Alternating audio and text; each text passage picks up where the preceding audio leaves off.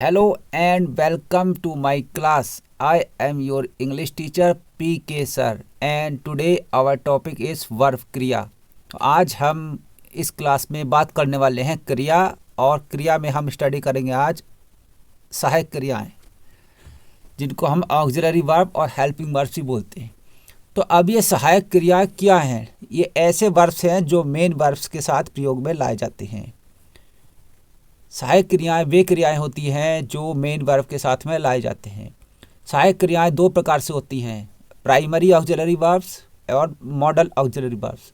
तो आज की क्लास में हम स्टडी करेंगे प्राइमरी ऑक्सिलरी वर्ब्स की। तो प्राइमरी ऑक्सिलरी वर्ब्स कौन कौन से हैं, चलिए देखते हैं, पता लगाते हैं आज। प्राइमरी ऑक्सिलरी वर्ब्स हैं तीन, बी, हैव, डू। बी का अर्थ है is, am, are, was, were. Is means है, एम मीन्स हूँ, आर मीन्स हैं, वॉज मीन्स था, वर मीन्स थे। हैव की फॉर्म से हैज़, हैव, हैड और डू की फॉर्म से डू, डज, डिड। अब इनका प्रयोग किस तरह से करते हैं चलिए देखते हैं। सबसे पहले अगर हमारे पास आई है सेंटेंस में, अगर हमारे पास आई है तो हम आई के साथ यूज़ करेंगे am, have, do. Past tense में यूज करेंगे आई के साथ वॉज, डिड, हैड। इसी तरह से यू, वी, दे और जितने भी प्लूरल्स होते हैं उनके साथ हम are, have, do present tense में यूज करेंगे और पास्ट के लिए वर, डिड, हैड का प्रयोग करेंगे। अगर हमारे पास ही, शी और यदि किसी व्यक्ति, वस्तु, स्थान का नाम है तो हम प्रेजेंट टेंस के लिए इज, हैज़, डस का प्रयोग करेंगे और पास्ट टेंस के लिए वॉज, डिड, हैड का प्रयोग करेंगे। तो सहायक क्रियाएं हमारे पास हैं is, am, are, was, were, has, have, had, do, does, did. अब किस हेल्पिंग वर्ब का प्रयोग कहाँ पर करना है, किस तरह से करना है, इसके लिए हम कुछ एग्जाम्पल्स के थ्रू हम इसको समझेंगे। तो चलिए स्टार्ट करते हैं अपनी class. General uses, I am playing football, मैं फुटबॉल खेल रहा हूँ। तो आई के साथ आपने एम का प्रयोग किया है। यू आर प्लेइंग फुटबॉल, तुम फुटबॉल खेल रहे हो। तो यू के साथ हमने हेल्पिंग वर्ब आर का प्रयोग किया है। वी आर प्लेइंग फुटबॉल, हम सब फुटबॉल खेल रहे हैं। दे आर प्लेइंग फुटबॉल, वे फुटबॉल खेल रहे हैं। The boys are playing football, लड़के फुटबॉल खेल रहे हैं।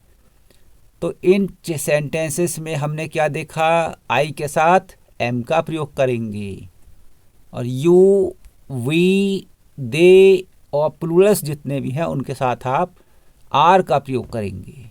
ठीक है, अब देखते हैं ही, शी के साथ हम क्या प्रयोग करेंगे।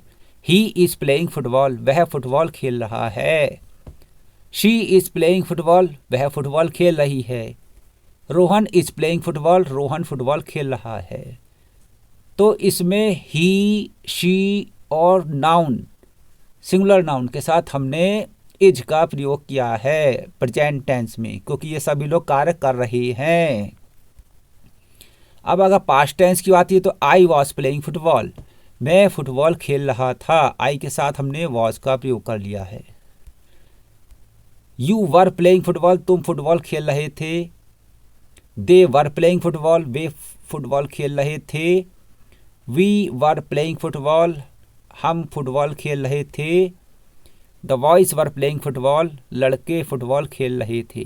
तो देखा आपने इसमें द बॉयज प्लूरल्स के साथ, वी, दे, यू के साथ हमने पास्ट टेंस में वर का प्रयोग किया है। बहुत आसान है, ज़्यादा कठिन भी नहीं है। It's very easy. He was playing football, she was playing football, Rohan was playing football. तो वह फुटबॉल खेल रहा था, तो he was, she was, Rohan was playing football. तो पास्ट टेंस के लिए आपने वॉज का यूज़ किया। आई के साथ आई हैव प्लेड फुटबॉल, मैं फुटबॉल खेल चुका हूँ। यू हैव प्लेड फुटबॉल, तुम फुटबॉल खेल चुके हो। वी हैव प्लेड फुटबॉल, हम फुटबॉल खेल चुके हैं। दे हैव प्लेड फुटबॉल, वे फुटबॉल खेल चुके हैं। The boys have played football, लड़के फुटबॉल खेल चुके हैं। तो आप हमने द बॉयज जो प्लूरल्स हैं, दे, वी, यू और आई के साथ हैव का प्रयोग किया है, खेल चुके हैं। नेक्स्ट है ही हैज़ प्लेड फुटबॉल, वह फुटबॉल खेल चुका है। शी हैज़ प्लेड फुटबॉल, वह फुटबॉल खेल चुकी है। Rohan has played football, Rohan football खेल चुका है। तो रोहन सिंगुलर नाउन है, ही और शी के साथ हैज़ का प्रयोग किया गया है। अब देखिए, आई हैड प्लेड फुटबॉल, मैं फुटबॉल खेल चुका था। यू हैड प्लेड फुटबॉल, तुम फुटबॉल खेल चुके थे। वी हैड प्लेड फुटबॉल, हम फुटबॉल खेल चुके थे। दे हैड प्लेड फुटबॉल, वे फुटबॉल खेल चुके थे। The boys had played football, लड़के फुटबॉल खेल चुके थे। ही हैड प्लेड फुटबॉल, वह फुटबॉल खेल चुका था। शी हैड प्लेड फुटबॉल, वह फुटबॉल खेल चुकी थी। Ram had played football, Ram football खेल चुका था। जितने भी पास्ट टेंस के जिसमें जितने भी सेंटेंसेस जिसमें काम हो चुका है तो उसमें आपने हैड का प्रयोग किया है। I do not play football, मैं फुटबॉल नहीं खेलता हूँ, तो इसमें प्ले के साथ आपने डू का यूज़ कर लिया है। I do not play football, I के साथ डू नॉट का प्रयोग होगा। You do not play football, तुम फुटबॉल नहीं खेलते हो। We do not play football, हम फुटबॉल नहीं खेलते हैं। They do not play football, वे फुटबॉल नहीं खेलते हैं। The boys do not play football, लड़के फुटबॉल नहीं खेलते हैं। तो इस तरह से द बॉयज़ प्लूरल्स के साथ दे, वी, यू और आई के साथ हमने नेगेटिव सेंटेंस बनाने के लिए डू नॉट का प्रयोग किया है और वर्ब की फर्स्ट फॉर्म लगाई है। He does not play football, she does not play football और नेक्स्ट है Ram does not play football. इन तीनों सेंटेंसेस में ही, शी, राम के साथ डज का प्रयोग किया गया है। Does not, does not, does not play, does not play, does not play. Ram football नहीं खेलता है, ठीक है। तो अब मैंने फुटबॉल नहीं खेला, I did not play football. You did not play football. They did not play football. The boys did not play football, लड़कों ने फुटबॉल नहीं खेला, तो इसमें आपने डिड नॉट का प्रयोग किया गया है। He did not play football, उसने फुटबॉल नहीं खेला, उसने। She did not play football, उसने फुटबॉल नहीं खेला। Ram did not play football, Ram ने फुटबॉल नहीं खेला। तो पास्ट टेंस के लिए डिड नॉट का यूज किया गया है, ठीक है। अब कुछ सेंटेंसेस और भी हैं। क्वेश्चन बनाने पर हम सहायक क्रिया को आगे लगा देंगे। जैसे राम, जो हमने सेंटेंसेस ऊपर बनाए, इसका अगर प्रश्न बनाने हैं तो डू, डज या फिर जितने भी is, am, are, was, were, has, have, had, इन सभी को आगे लगा देंगे क्वेश्चंस के आगे। वाक्य को जोरदार बनाने के लिए डू, डिड का प्रयोग आगे कर दिया जाता है। देखिए, do finish your work today, आज तुम अपना काम पूर्ण करोगे, आज तुम्हें अपना काम पूर्ण करना ही है। शी डज कुक वेल, वह खाना अच्छा बनाती है। Do finish your work today, आज तुम अपना काम पूर्ण करो। दबाव दिया जा रहा है, जोर डालना, आज ही करना है। शी डज कुक वेल, वह खाना अच्छा बनाती है, अच्छा खाना बनाती है। ही डिड मिसगाइड मी, उसने मुझे गुमराह कर दिया। हेल्पिंग वर्ब का एग्जाम्पल देखिए, who is beating the baby. जब भी प्रश्नवाचक वाक्य बनाते हैं तो हेल्पिंग वर्ब को सबसे आगे रख देते हैं, ठीक है। Who is beating the baby, प्रश्नवाचक शब्द है हु और उसके बाद लगा दिया इज, बीटिंग द बेबी, बच्चे को कौन पीट रहा है। Why did you break my pen, तुमने मेरा पेन क्यों तोड़ा। डिड का प्रयोग कर लिया गया है, पहले प्रश्नवाचक शब्द, उसके बाद हेल्पिंग वर्ब और यू ब्रेक माई पेन, तुमने मेरा पेन क्यों तोड़ा। She had died before the doctor arrived,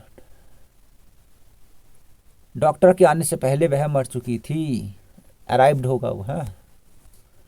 do you take a bath every day, क्या तुम प्रतिदिन स्नान करते हो। डू इसमें सहायक क्रिया सबसे आगे लगा दी गई है। जब सहायक क्रिया किसी प्रश्नवाचक शब्द वाक्य के आगे आती है तो इस प्रश्न का उत्तर हाँ या ना में ही होगा। Do you take a bath every day, yes और no. Does she always hate you, क्या वह हमेशा आपसे नफरत करती है? तो यस और नो आ सकता है। सहायक क्रिया के साथ जो प्रश्न बनते हैं उनके आंसर यस और नो में आते हैं। Did the teacher not take the test yesterday, क्या अध्यापक ने कल टेस्ट नहीं लिया? तो आंसर क्या आएगा? यस और नो भी हो सकता है। If she had worked hard, यदि उसने मेहनत की होती, यदि उसने कठिन परिश्रम किया होता। शी वुड हैव पास, वह पास हो गई होती। एक कल्पना है क्योंकि अब ये काम हो ही नहीं सकता, क्योंकि अगर यदि उसने मेहनत की होती तो वह पास हो गई। इफ शी हैड का प्रयोग क्या गया है इसमें? If she had worked hard she would have passed.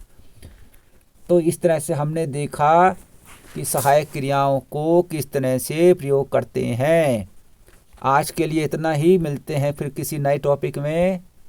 तब तक के लिए आप इसको समझ लीजिए। प्राइमरी वर्ब्स में आपके पास is, am, are, was, were, ये 5 शब्द याद रखने हैं आपको। Is, am, are, was, were, has, have, had, do, does, did, ये आपकी सहायक क्रिया हैं।